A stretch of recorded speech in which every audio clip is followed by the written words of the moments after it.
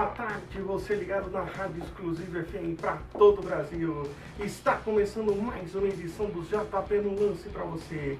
Às 6 horas e 20 minutos. Desculpa, tivemos uns problemas técnicos, mas estamos ao vivo para todo o Brasil. Às 6h20. E os destaques do JP no Lance pela Rádio Exclusiva FM para todo o Brasil são os seguintes. Tem o Paulistão da Série A1, mais um título do Corinthians. Tem o Paulistão da Série A2, tem o Paulistão da Série A3. É o começo da 4ª divisão do Campeonato Paulista de Futebol. Tem também os estaduais Gaúcho, Baiano, Mineiro, Carioca. Tem a Copa do Nordeste, Libertadores da América 2017. E o começo do Brasileirão, Série A, Série B, Série C. Tem ainda a Copa Sul-Americana, a Fórmula 1 2017. Tudo isso e muito mais agora, ao vivo aqui na Rádio Exclusiva para você, ouvinte de todo o Brasil, pela Rádio Exclusiva FM, com o programa JP no Lance. Programa JP no Lance que traz hoje, dia 12 de maio de 2017, o jornalista e radialista Juvenal, que está aqui ao meu lado, e vamos debater e falar tudo sobre futebol, sobre o esporte, tudo sobre o esporte para você, ao vivo, agora às 6h22. Boa tarde, Juvenal. Boa tarde, João Paulo. É um prazer falar com você, um prazer estar com os ouvintes aí da Exclusiva FM. Vamos conversar bastante a respeito de esporte. Será um prazer falar a respeito dos principais assuntos aí de futebol, Fórmula 1 e tudo mais que a gente puder falar. Perfeitamente. Às 6h22, muito obrigado pela sua presença aqui no JP no Lance. Eu que agradeço a participação, o convite. Sempre que possível aí, quiser chamar, estou sempre à disposição. Aqui as portas também estão sempre abertas. Muito obrigado. Muito bem, vamos começar a falar do Campeonato Paulista da Série A1. O Campeonato Paulista da Série A1 que no último domingo teve o seu último jogo, com o Corinthians empatando com a Ponte Preta em 1-1. E só por informação, o artilheiro do Campeonato Paulista foi o Gilberto do São Paulo com 9 gols. Junto com o William Potker da Ponte Preta com 9, o Hernan com 7 do Santo André e o Luca com 7 da Ponte Preta, além do jogo Corinthians com 6. Xuxa da Ponte Preta com 5, William do Palmeiras com 5, Lucas Prato do São Paulo com 5 e Cueva do São Paulo com 5, além do Roberto do Novo Horizontino com 5. Muito bem, Juvenal. O que é que você vê? O que você faz o resumo? O que você achou desse Paulistão 2017? É um campeonato que traz muita reviravolta, né? A gente tinha como os favoritos antes de começar a competição Palmeiras e Santos, principalmente pelo trabalho que eles haviam feito no final da temporada passada, o Palmeiras principalmente campeão brasileiro, né? E o Santos foi vice. E o Santos vice, então a gente podia pensar que era uma final já esperada entre eles. E o que não aconteceu, né? O Santos acabou muito antes, ele foi eliminado nas quartas de final, né? Pela própria Ponte. Então, o Palmeiras também não conseguiu seguir adiante, né? A gente viu uma final muito disputada, revivida daquela histórica final de 77, né? Que o Corinthians estava na fila. Foram 23 anos, a última vez tinha sido em 54, pelo 4º centenário aqui no Pacaembu, em cima do Palmeiras. Então, e aí era uma final revivida daquela situação, né? Mas mais pela Ponte, assim, era mais talvez importante para a Ponte, porque é aquela história do título inédito, de uma conquista grande que precisava ter um time desse porte. Mas assim, o Corinthians se mostrou muito superior, né? Ele já fez muita vantagem dele jogando na casa do próprio adversário, lá no Moisés Lucarelli, abriu 3-0 e foi muito mais do que suficiente. Um time que sofre muito poucos gols, né? Correu poucos riscos durante a final e se mostrou muito ofensivo. Ele cresceu muito no momento certo que precisava mostrar futebol, né? E depois no jogo final aqui no Itaquerão, na Arena Corinthians, foi só administrar, jogar, né? exatamente. Foi um jogo mais tranquilo realmente, né?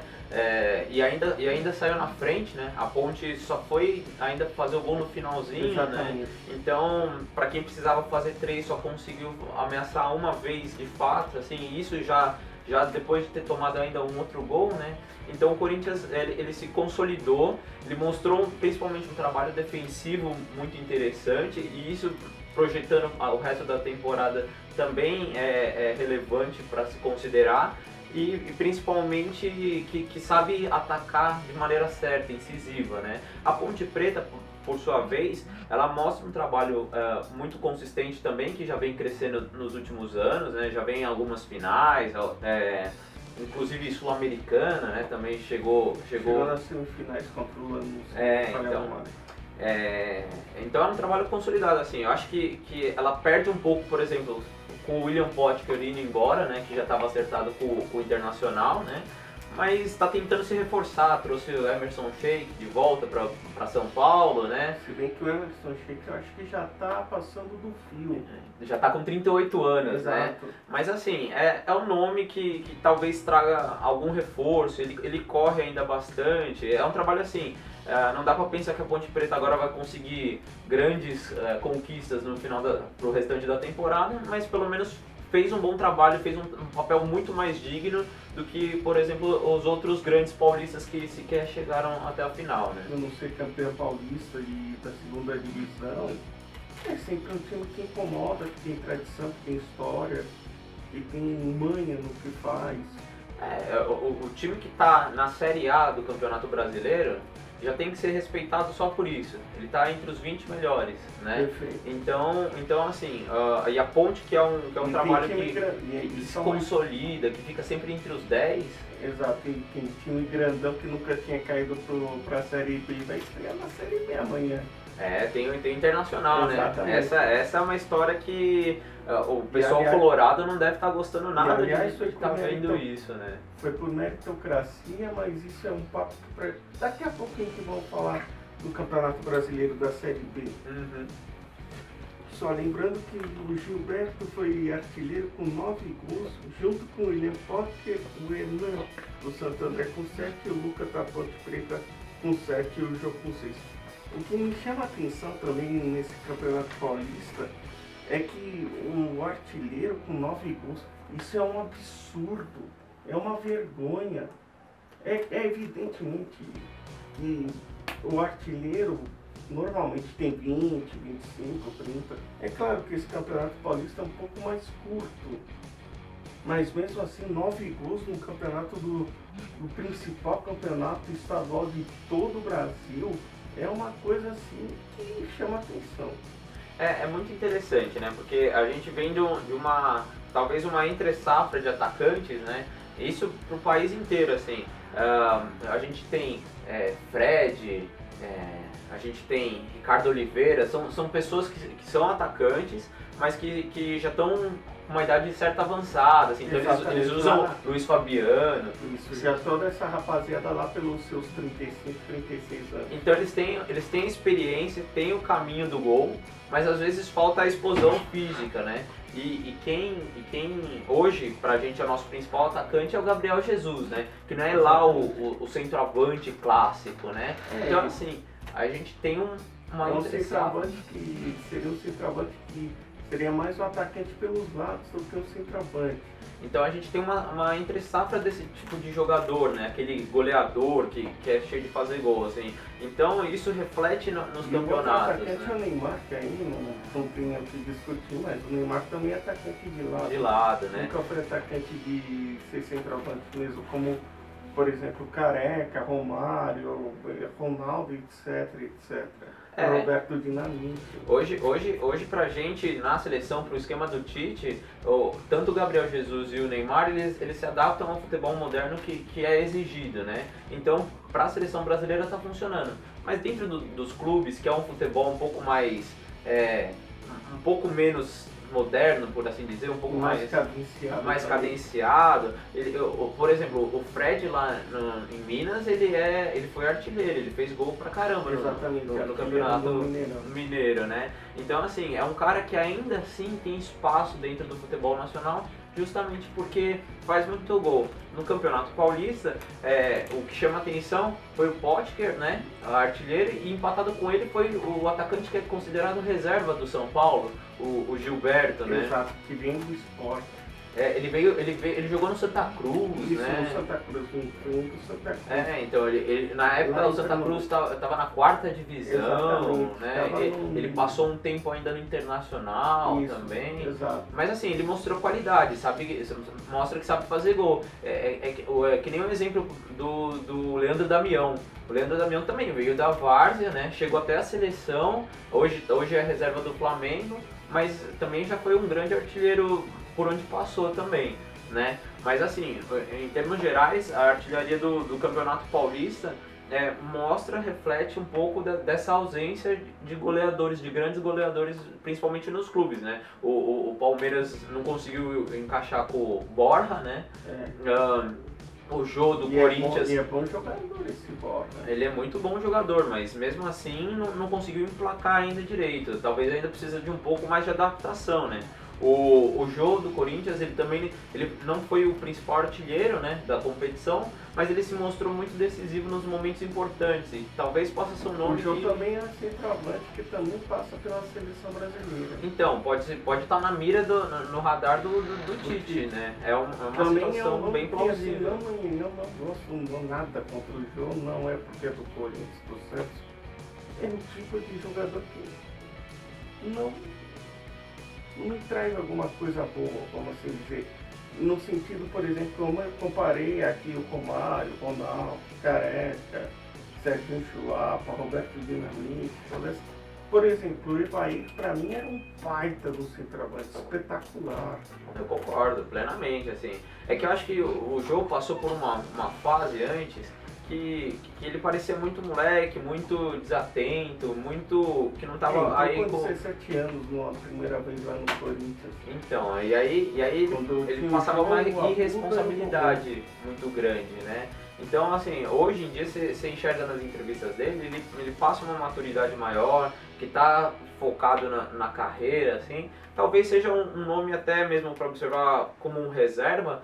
Não sei se chegaria, por exemplo, a brigar com o Roberto Firmino, né? Que tá no Liverpool, também tá jogando muito bem. Bom jogador. É bom também. Eu acho até um pouco melhor que o Jô tecnicamente falando, então com um pouco mais de recurso. Que o Firmino também, eu não acho assim aquela coisa excepcional, mas a parte dele, vamos dizer assim, tecnicamente o que ele tem que fazer, ele faz com perfeição. Sim, o que é designado para a função dele, ele exerce muito bem. Eu acho assim, só para quem não sabe, desculpa te cortar, o Firmino foi revelado pelo Figueirense. Nossa, essa eu não lembro a época que muitos dos jogadores acontece isso, né? Ele às vezes desponta aqui num clube assim e a gente nem repara nele direito. Aí quando ele vai jogar lá fora e tá fazendo muito sucesso, a gente fala, pô, mas de onde ele veio, né? Exatamente. O Firmino, por exemplo, é um caso que eu não me recordava dele jogando aqui dentro do país, assim. Mas assim, o Jô, em termos de seleção, por exemplo, é um cara que a gente pode pensar nele como um reserva, como uma alternativa, se ele tiver na fase boa dele, como ele vem buscando estar. Então, assim, vale muito pela questão como um todo, né, quem que vai ser reserva, mas dentro do momento, se eventualmente o Firmino tiver uma queda de produção e o jogo continuar sendo decisivo nos momentos que precisa ser, talvez valha principalmente pensando que o Brasil já está classificado para a Copa, fazer alguns testes. E está classificado com uma gordura assim que fazia tempo que não estava. Lembrando só que quando o Dunga saiu e o Tite chegou, o Brasil estava em 6º lugar na classificação geral. E 4 se classificam direto para a Rússia e a 5ª vai para a repescagem. Ou seja, não estava nem na repescagem, estava com a corda no pescoço. Então, mas o Tite mostrou que entende muito do futebol mesmo, não só de clubes como de seleção, e podendo escalar os melhores, aí que ele está podendo exercer um trabalho muito bem feito, né? Então, por conta disso, a gente consegue essa classificação antecipada. E lembrando também que ele estudou um ano, se não me falha a memória, na Europa. Ele foi fazer, como se diz na gíria, entre aspas, um F5 na vida dele. Ele foi dar um upgrade, né, dos conhecimentos, fazer um pouco de workshop com quem manja do assunto lá na Europa para poder trazer mais conhecimento para cá. E se ele já fazia um trabalho muito bom com um clube que depende muito de quem vai ser contratado, quem não vai, não sei o quê, na seleção então é melhor ainda, né? Porque aí ele pode escolher as referências, né? Ele que fala assim, não, você que é o bom, você que eu quero pra mim, você vai fazer essa coisa. E taticamente você vai fazer assim ou vai fazer essa... E o legal é que ele também sabe fazer a marcação-pressão perante os seus adversários, como todo mundo faz hoje em dia, mas, por exemplo, com o Dunga não era assim. Com o Dunga todo mundo jogava recuado e tal em contra-ataque. Estilo Parreira, por exemplo. Então, que são escolas realmente diferentes, né?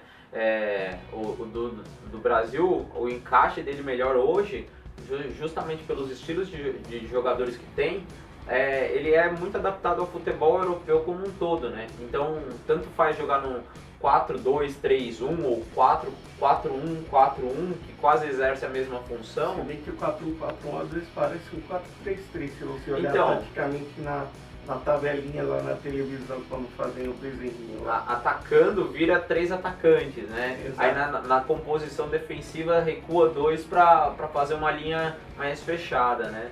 Então assim, esses jogadores que o Tite tem à disposição, que ele considera os melhores hoje, eles exercem muito mais essa função pensando num ataque, né, de posse de bola, tal, de valorização, mas uma defesa lá em cima alta, né, uma linha alta de defesa, do que propriamente esperar o jogo do adversário e sair para o contra-ataque. Mesmo tendo Neymar e outros jogadores que são rápidos, hoje é melhor a gente prezar pela qualidade de bola nos nossos jogadores do que propriamente pensando deixar a bola com o adversário, né? E o legal é que não parou aquela história de Neymar dependência, né?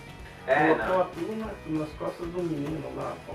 Então, agora todo mundo joga, né? Sim, mas com 23, 24 anos o cara tava com um piano e meio nas costas. Não, e eu acho até com um pouco de marra também, porque tava pensando, pô, só eu sou o cara, só eu resolvo, né? Então dá bola pra mim, assim.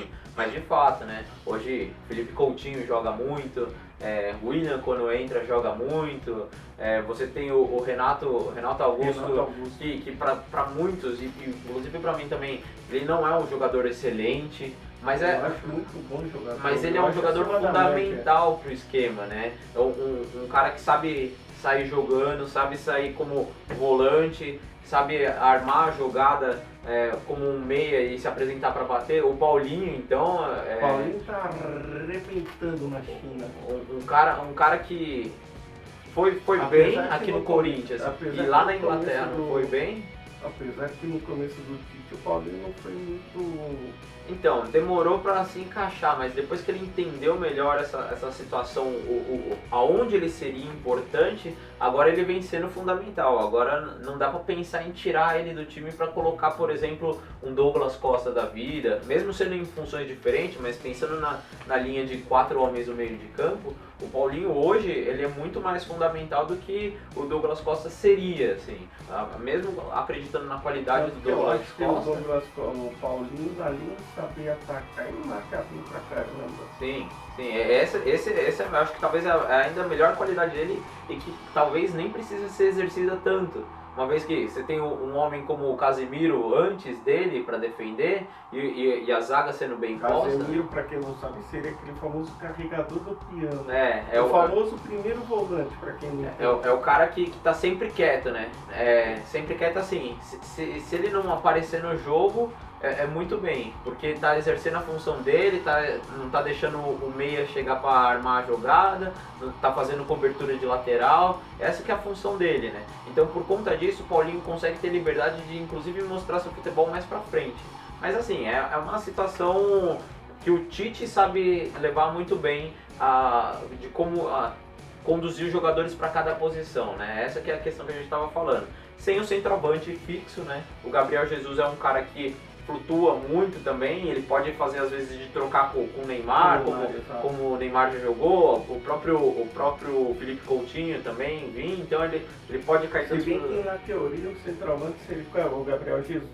Então, quando eu falo teoria assim, camisa 1, camisa 2, camisa 9. O 9, né? Exato. Então, mas é o 9 e que... talvez o Neymar fosse, entre aspas, o ponta direita e o Felipe e o ponto esquerdo.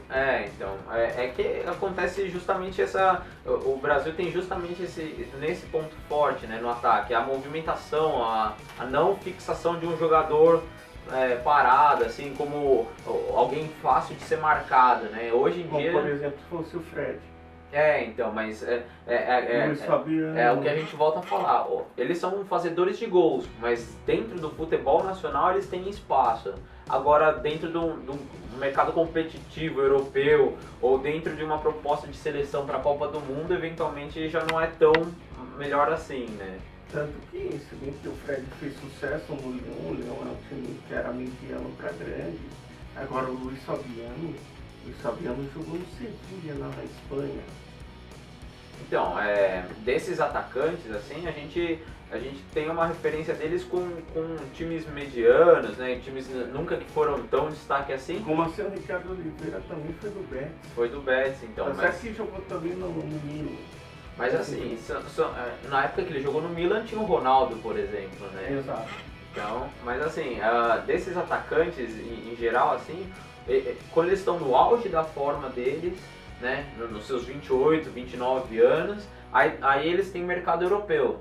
É um mercado que abrange eles porque fazedores de gols, tal, e principalmente nesses times mais medianos, assim, que sempre busca alguém de referência para cruzar a bola na área o tempo todo, né?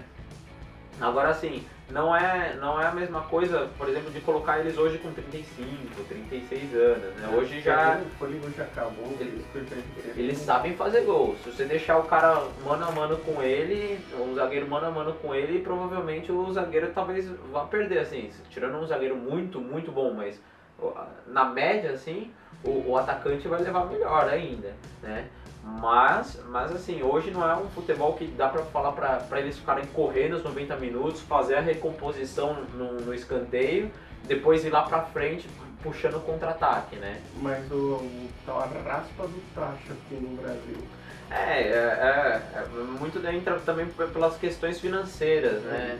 As dívidas dos clubes brasileiros, o poderio maior da Por Europa. exemplo, o Corinthians está com dívida do tamanho do Maracanã pelo seu estádio. Então, e por conta disso, talvez... E nem tem o naming rights, como se diz lá. Name rights, né? Exato, naming rights. Então, é uma questão assim, pro Corinthians, por exemplo, ele só não dá para ser considerado hoje favorito para um campeonato brasileiro, justamente por conta dessa falta de investimento, que tem que ficar voltando dinheiro para a arena lá em Itaquera e não pode gastar tanto com jogadores assim. Um período, vai ser um período longo dessa situação, mas que é necessário pelo menos para quem almeja o estádio próprio, né? Exato. A casa própria, né? Para quem não sabe o que é o naming rights, é aquele nome que a empresa põe no estádio e dá um quinquilhão de dinheiro pro clube. É como o Allianz Parque, né? No Exatamente. estádio do Palmeiras, né? A seguradora Allianz que tá... Tem um estádio na Europa também, aliás, Dubai, que também se chama Allianz Arena. Tem aqui Tem também na Europa. a Emirates do Arsenal, tem a Etihad do Manchester City. Tem o All Arena, que eu não me lembro agora onde é. Mas é exatamente isso. Então, é uma situação que o Corinthians infelizmente não consegue resolver, né? Fica pendente isso e ajuda a acumular as dívidas que poderiam ser revertidas em situações assim de contratar jogadores melhores, de ter mais gente para jogar junto com o Rodriguinho, com o Jadson, com o Jô, e que não dá para conseguir justamente porque não vem esse nome maior e as dívidas do estádio se acumulam depois de toda a passagem da Copa, né? Exatamente. Vamos falar rapidinho do Campeonato Paulista da Série A2. O São Caetano venceu o Bragantino em jogo único por 2-1 e o São Caetano, junto com o Bragantino, estão classificados para a Série A1 do Campeonato Paulista de Futebol e o São Caetano foi declarado campeão paulista. Eu até acompanhei um pouco dessa história assim, por conta de ter dois amigos que gostam muito do São Caetano, né? Então, assim, é uma história muito bonita, pensando que o São Caetano, depois de todo aquele começo dos anos 2000, né, que teve investimento e chegou até final da Libertadores. Final também do Brasileiro. Final do Brasileiro, ganhou o Campeonato Paulista, né? Exatamente. Depois disso tudo deu uma decaída, baixou e a gente não sabia mais qual que seria o futuro, né? O destino do São Caetano, e hoje ele volta para a primeira divisão com uma história bonita de se acompanhar, com forças próprias, né? Não sei se vai figurar bem no ano que vem, mas vale a gente observar, ver se consegue trazer mais investimentos, né? Ele volta junto com o Bragantino, né? Exatamente. Então, o Bragantino que estava até o ano retrasado também, né? O ano passado na primeira divisão e caiu esse ano. Aí assim, o Bragantino também é um dos grandes do interior, um que tem camisa pesada, né? Então assim, merece permanecer na primeira divisão. Foi né? campeão paulista em 90 e vice do Brasileiro em 91. Tinha um timaço, né? Era comandado pelo Parreira, não era? 91 pelo Parreira e 90 pelo Luxemburgo. Então, é um time que Tinha Marcelo, tem camisa, Baiano, tem história, Paulo né? Silva. Então, assim, ele merece voltar para a primeira divisão, assim, muito... Quem sobe da A2 para 1 esse ano, sobe representando muito bem a história dentre os paulistas, né? Viu-se às 4h30 da tarde, Criciúma e Santa Cruz. No Estádio do Café tem Londrina e Internacional. É o início do Internacional na Série B com Londrina. No Estádio do Café vai ser um jogo dificílimo. Além do Boa Esporte Vila Nova em Varginha, e fechando a rodada no Serra Dourada, Goiás e Figueirense, e no Curuzu às 9 da noite, Goiás e Figueirense às 7 e às 9 tem Paysandu e Oeste no Curuzu.